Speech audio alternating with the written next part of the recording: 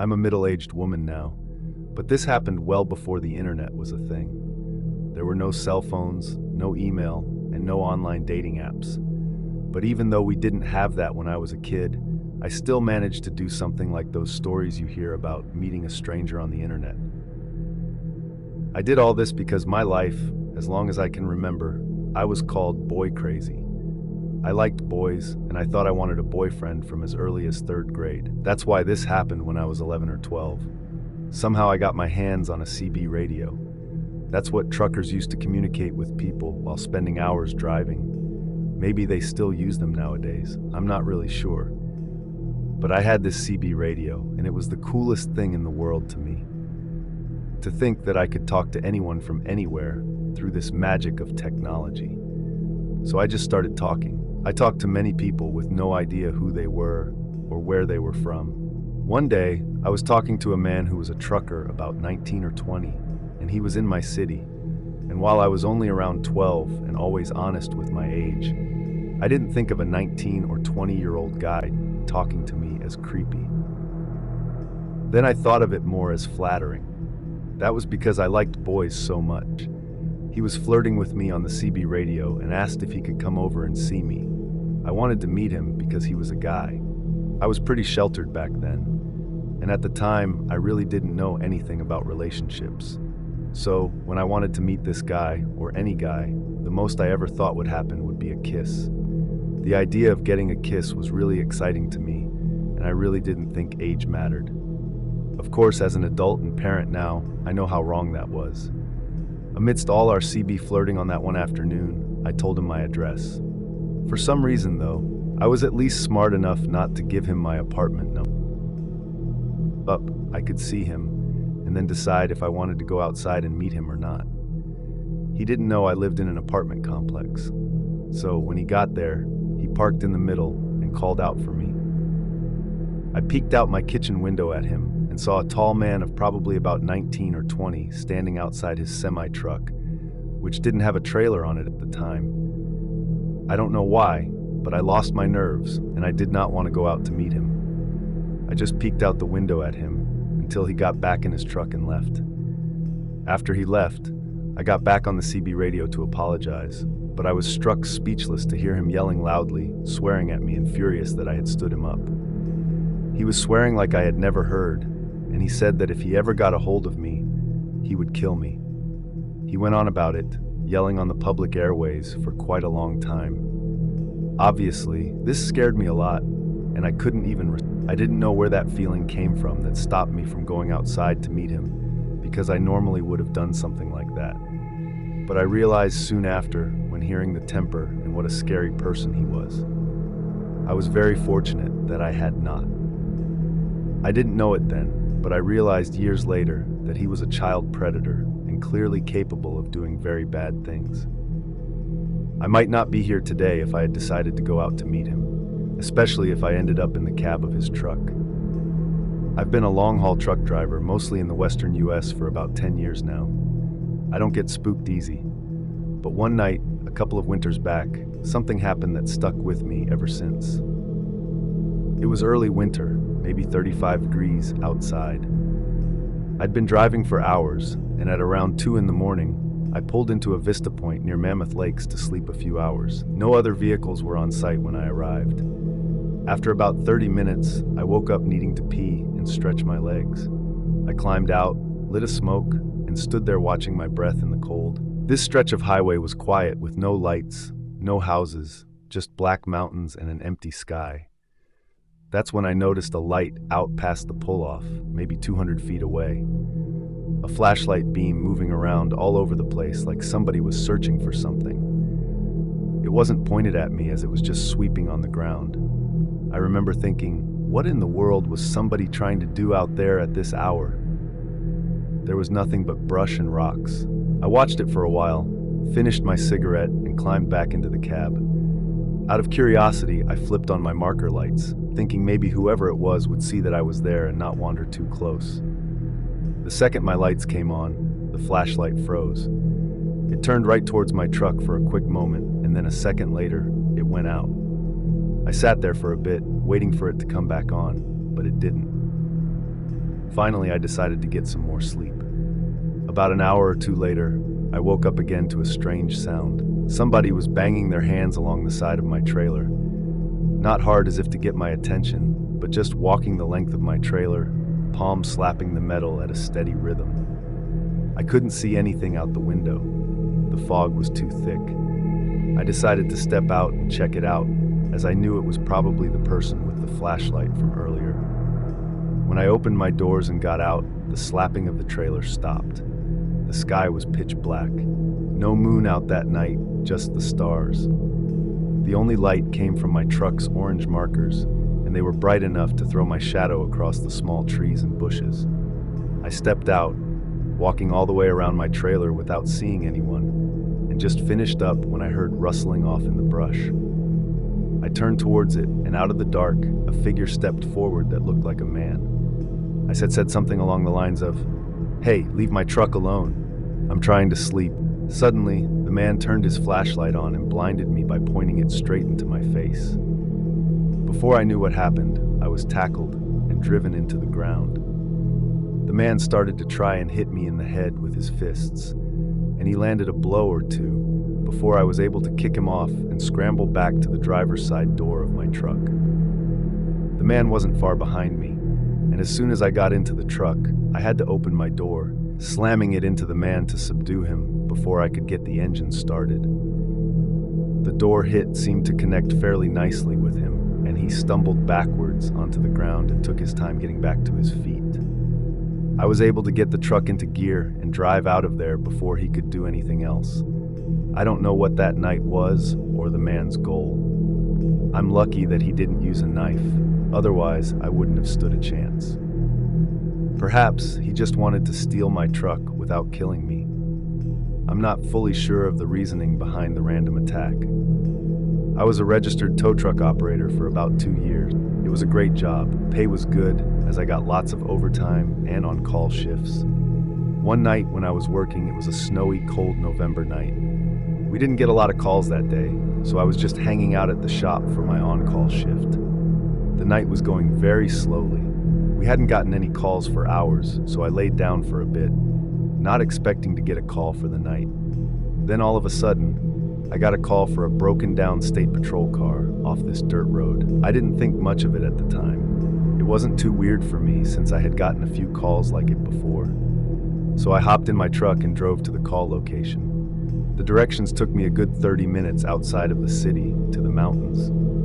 By the time I got off the freeway, it was super foggy and very hard to see, so I took it slow and easy to be safe. I kept driving up the now dirt mountain road. I started to think to myself that it was an odd road for a state patrol car to be on, since they usually stay on the interstates and state highways. I didn't think much of it when I first got the call because sheriffs do occasionally go out to the more remote roads. But the road I was on was unpaved and a dirt logging road. There was nothing out there, just an old logging road and trees.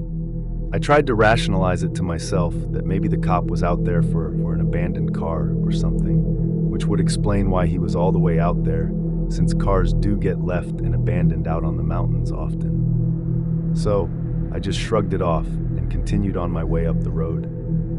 I finally got to the location and stopped the truck dead in its tracks and just sat there for a minute trying to figure out what I was seeing. The state patrol car was parked out on this mountain road with all its doors open and no lights on, with no officers in sight. It was so foggy I could really only see the car, but it was clear that nobody was in sight. I very heavily contemplated just turning around and going back, but I eventually decided to hop out and inspect the car and look for the officer, since he could have been injured after all. I hopped out of my truck and grabbed my rifle with my sidearm holstered, since I had no idea what I was about to walk into. I walked up to the car very carefully. Just because I had my gun on me didn't make the situation feel any better or safer. I first checked out the driver's seat and then the passenger seat. At this point, I was starting to get a strange feeling like something was off. I investigated the trunk of the car and noticed the automatic rifle kept in the trunk of the cop car was missing. I immediately froze and looked around. As I was looking around the area, that's when I noticed that the forest was dead quiet. there was no wind and no other noises. I've seen a lot of messed up stuff as a tow truck driver, as I've had to report scenes of accidents before. I've seen dead bodies, but I was completely unnerved at this scene. Something inside me was telling me to get out of there. I managed to gather the composure to walk around one more time just to make sure I didn't miss anything. And then I called my dispatcher just to make sure that I had the right location and information. And sure enough, everything was correct. At that point, I was ready to get out as fast as possible. Right before I turned the truck around, I yelled out just to see if I would get a response. And nothing but dead silence came back. Something was deeply wrong there, and I thought that to myself as I booked it out of there.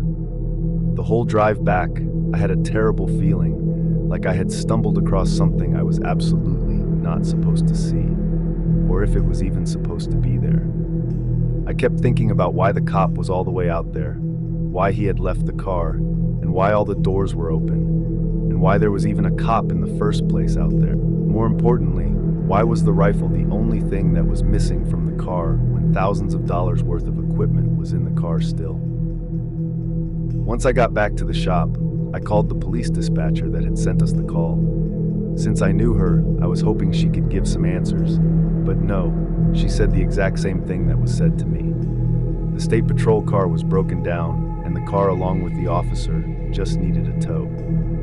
I never told my supervisor or anybody else about it, in fear that they wouldn't believe me, because, I wouldn't if I were them. I never heard anything about a missing cop car after that. Nothing on the news.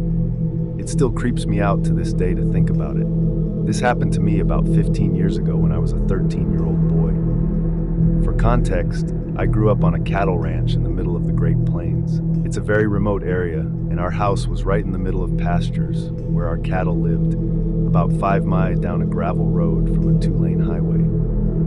The closest neighbor was 2 miles away. We were a long ways from anywhere, and it's a very independent lifestyle. When live cattle get bought and sold in areas like that, they're transferred by semi-trucks with these huge trailers. Many of the people in that business own their own trucks and operate independently, picking up loads from buyers and sellers, as jobs come mainly by word-of-mouth relationships. Background checks are non-existent, and the community of drivers can be notoriously sketchy. Many are very good at just doing their job, but some are big meth abusers, making them unpredictable. The meth abuse typically starts as a side effect to working very long hours and going on long hauls alone so often. This story begins with my parents leaving for the weekend to take my little sister on a trip to Dallas. My dad had a load of cattle coming in from Nebraska that was scheduled to arrive at around midnight. And this was the first time that I would be home alone to take in the cattle like this myself. The process is simple. They just backed into a load chute to drop off the cattle, while the receiver counts them and signs a slip confirming that they all arrived. So I wasn't worried. I had been out around my dad doing it many times. My dad did give me good instructions, though, to not tell whoever showed up as the trucker that I was there alone, which I believe helped me out later. At around midnight, I was watching the dirt road that the guy was supposed to be coming in on, and I didn't end up getting a glimpse of his truck lights until 1 a.m. When I finally saw him off the distance of that road, he stopped completely and sat there for 30 minutes. The only thing I could see was his truck and trailer lights. When he finally started moving again, I went out to meet him at the loading chute and helped him line up his trailer to back up. The guy stepped out, and once I saw him, I noticed that he was about 300 pounds and was one of the dirtiest people I'd ever seen. I don't think he changed his clothes in days, and he had spilled food and drink all over them. He started to talk about being late in very random directions, kind of rambling nonsense, and no clue what he was trying to say exactly. He may have been drunk and had a hard time keeping his excuses together. He mentioned a flat tire and running low on diesel, and then something about animals on the road. He eventually asked how old I was, and when I told him, he said, "Mighty young to be out here dealing with this." He said that I should be focused on chasing girls my age, and began to get vulgar when we were talking about it. Growing up, I was around a lot of blue-collar guys. I wasn't a stranger to raunchy talk, but this was one of the crazier things anybody had ever directly said towards me.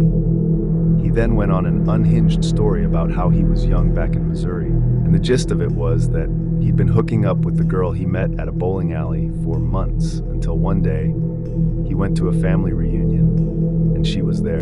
Turns out they were second cousins, but he said that they didn't stop after that. I had hardly anything to say, and by this point he'd been talking to me for at least 20 minutes. Once he gave me a gap, I said, "We should probably unload these." And I said that my mom was back at the house and was probably wondering what was taking so long. He grumbled a bit while still making crazy remarks and comments, and then climbed up onto the loading to open his back gate. These cattle trailers are huge and have a lot of different compartments inside them. He let out the first group and I counted them. And then he got in the trailer and opened up the next compartment and let off that bunch. For the third compartment, he was there shaking the gate around and grumbling nonsense. And then he started yelling out to me that he needed me to come in and help him. I was already very sketched out by being alone near this very perverted dude. But this threw my alarm bells off completely. Never had I once had a trucker ask me, or I had seen anybody else be asked to go into a trailer with them. And this dude was clearly just trying to get me in a tight space. I told him that I needed to stay inside to count, and he shook it a bit more and tried to get me to come in again and said that he really needed a hand. I told him I'm not getting in the trailer with him, and he needed to figure it out. After a lot more back and forth with this, he finally opened the gate. He had 2 more compartments left open, and he tried the same routine with both of them. I just kept saying, "No way, man." But I was freaking out. By the time we finally had all the cattle off, he was in a much less happy mood and started calling me a jerk for not helping him. He tried to get me to jump into his truck to grab the paper that I needed to sign from his glove box. I again had to bicker with him about grabbing it himself, and I was not turning my back on the guy. He caved and got the paper, and I signed it and told him to head out because I was going home. I ran back over to our house, which was like 100 yards away, and I watched him from the front window sit there for an hour, but I didn't want to go to sleep until he left. He finally pulled off, and by the time I went to sleep, it was around 4 a.m. What should have been a 20-minute interaction turned out to be a super long and creepy one with the truck driver. I'm so glad that I never got in the trailer with him.